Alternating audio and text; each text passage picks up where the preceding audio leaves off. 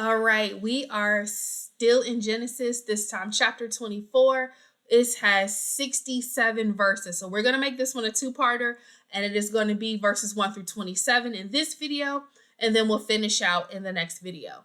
This is us talking about how they find a wife for Isaac.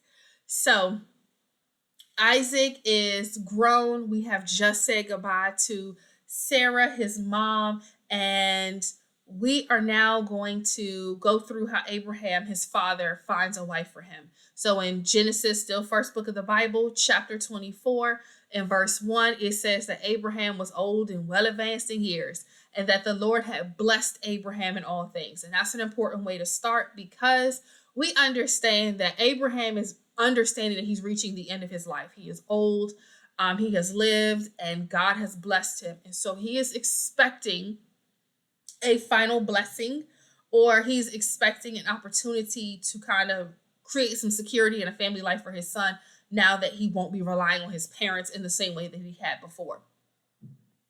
And so Abraham calls one of his servants, a very close servant that has been in his house or been around him his whole life, and he trusts this man. He says, "Hey, I want you to put your hand under my thigh, and I want you to just swear by the Lord. I want you to make this promise to me that you're going to find a wife for my son, but not from these Canaanite women that are around here." He wanted someone who would understand his religion, his culture, his relationship with God, who he is, and what the role of wife should be, so that he would have a wife in the way that Abraham had Sarah. And so he tells this servant, "I want you to go back to my home country. I'm not going to go because God told me to leave, and I'm not going to go back to something that God told me to walk away from. And I want you to go, and I want you to find a wife there for him." So the servant asked a very important question, like, "I'm going to get this woman, I'm going to go find her, but what if she don't want to come? Like, do I bring your son to meet her family? How do you want me to do this?" And in verse 6, Abraham says, "Don't bring my son there either. He doesn't get to go either. I don't want my son there. I'm not going to be there. Nope, let's not do that. I want you to go. And if for some reason you find the wife that you believe is his, and God is going to be on your side to make this happen, but if she's not willing to follow you, then the promise that I'm asking you to make to me, you're going to be free from. Okay, so I'm not going to hold you to it. If she won't cooperate, you can't find a wife there in the way that I'm asking you to find one, then don't worry about it. I'm going to let you out of the deal." So in verse 9, they make the promise. He puts his hand under his thigh. They connect themselves, and he takes on this oath, this promise. This is something that he is bound to. Like, he's got to accomplish this. He gave him his word. And so in verse 10, it says that the servant took 10 of his master's camels, and all types of gifts. So he took all these things, and he went back to the city of Nahor. Now, when we went through the lineage of Abraham, we remember that he had a brother named Nahor. And so he gets to that city, that place where he used to live, and he makes the camels kneel down right near the well. And what he does is, in verse 12 through 14, so those three verses, 12 through 14, he says a prayer to God. And he prays, "The God of my master, the God that I have come to know by living in the house of Abraham. This God I'm praying to. Not whatever God that I'm familiar with, whatever God I grew up with, whatever God that's out there. I'm not talking to you. I'm talking to Abraham's God, because I am trying to get a blessing for Abraham in the way that Abraham gets blessed." And so he said, "I'm standing here by this water. There's women coming out here to draw. Let the woman who I am supposed to offer to bring back to marry Isaac, the woman I'm supposed to be finding, let her ask me if I want something to drink and give water to my camels. Point her out for me. I don't want what I think is good. I don't want what I think Isaac would like, I want to know who you want. Point them out to me. And in verse 14, it says, and thereby shall I know that thou hast showed kindness unto my master. Or by this I know that you shall have shown steadfast love to my master. This servant is saying, I know you know Abraham. I know you know his son. I know you want this for him. I need you to show me, and then I'll see how you favored him in this moment, how you continue to bless this man who's been obedient to you. We out here together looking crazy, God. You got to show up because I got something I got to do. And so in verse 15, it says, before he finished speaking, before he could even get that prayer out, sometimes God is going to answer a prayer before you can get to amen. But you have to be open to it. So before he finished speaking, it said there was Rebekah, who was born to Bethuel, son of Milcah, the wife of Nahor. Nahor is Abraham's brother. And she comes out with a water jar.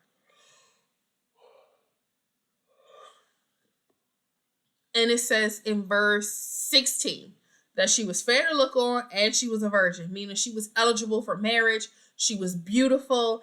And she came and she filled her jar up. And then she ran. And so the servant runs over to meet her in verse 17 and just says, hey, can I have a drink of water? And she was like, absolutely. Go and get you a sip of water. Ain't no point being out here parched in the desert.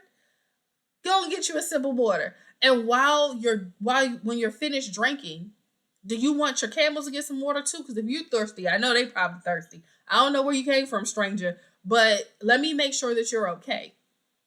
And so she goes and fills up the trial for the camels to drink. So everybody is well hydrated at this point. But this was the very thing that he asked God to show him.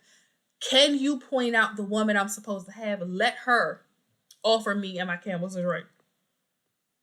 And so it says in verse 21, the man wondered at her and held his peace, or he gazed at her in silence. He looked at her and was like, okay, God, is this the one? Is she the one? And he sat and he got quiet and he waited for this to be known. He waited for God to give him what he needed. I prayed.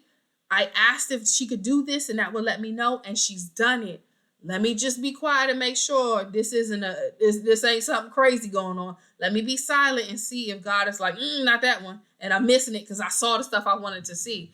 Let me make sure that this is really what you're saying, Lord. I'm just going to sit and I'm going to be peaceful for a moment. And so when the time came that the camels had finished drinking, he took a nose ring and 2 bracelets, some valuable gold. They were good weight, heavy, good size bracelets. And he said, could you tell me whose daughter you are? What family do you belong to? And is there room in your father's house for us to rest there for the night? Will you be able to take care of us? And she said who she was. I'm the daughter of Bethuel, who is the son of Milcah and Nahor. And so he knows that these are the family. These are kinsmen of Abraham. So I know I'm in the right place. I know I found the right person and she did the right things. That's 3 checks. I'm going to go ahead and call this one a win. And she says, we have plenty of everything that's needed to provide for your camels for the night and allow you to take a moment and rest before you get back on your journey. And so in verse 26, the man bowed his head and worshiped the Lord. This man who didn't pray, oh, the God that I know, oh, the Lord that I serve, he prayed the God that Abraham knows, the God that Abraham serves and has blessed him. Can you do this thing for me? And he got down and he worshiped. When you receive a blessing, a lot of times we like to say, thank you. And we celebrate and we hop in that new car, or we show up for that new job, or we go shopping for those new clothes. We jump into the blessing and enjoy the blessing. But we really need to get in the habit of really spending time in worship. Before we hop in the car, let's hit our knees and thank the Lord.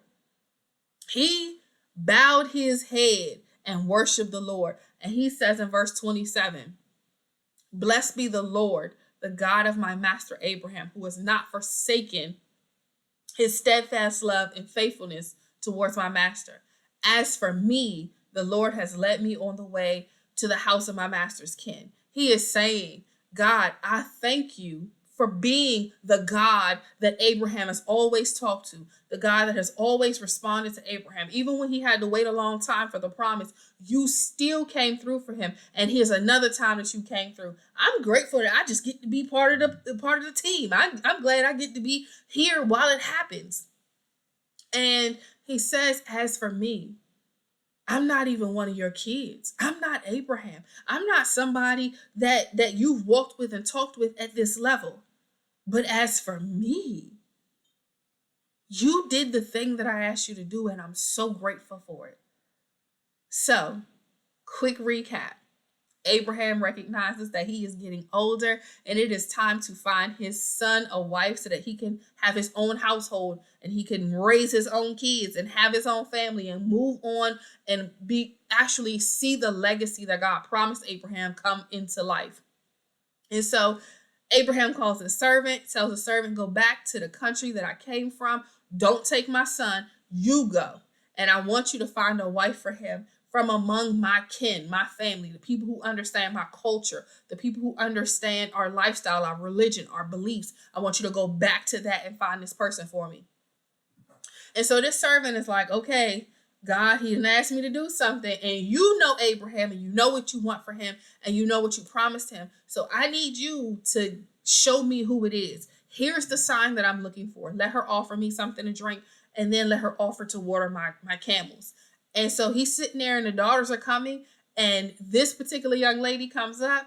Rebecca is beautiful and she does exactly what it was he was looking for. So he stops and he's like, all right, God, let me make sure that I'm not just seeing with my eyes and hearing with my ears. Let me make sure that you're really in this moment. And it's not me just, deciding this looks good enough to jump on. And I want to just take this opportunity so I can get out of this country where, I don't know nobody and get back home. Let me make sure that this is actually what you want because this woman is getting ready to be tied to your legacy. Let me make sure I get the right thing. And so he has a conversation with her and asks her who she is. And that confirms that she is of the right family. It is the people that he's looking for. And so he offers her some gold. Hey, here goes some gifts for you, for your help, for your trouble, and watering my camels. Is there room in your father's house for us to just stay for the night? Because I'm journeying and there's no hotels really. So let me just stay with your family and I'm repaying your kindness in this gold, but let me stay with your family for the night. And when she agrees, he stops and he worships. When you get an answer to your prayer, regardless of what the answer is, because sometimes the answer is no. When you get an answer to your prayer, stop and worship. When you call on God and he answers, stop and worship. When you are uncertain and you are unsure if this is the answer, stop and worship. Make sure you make worship a part of your day, a part of your prayer, a part of your life, a part of the way you talk to God.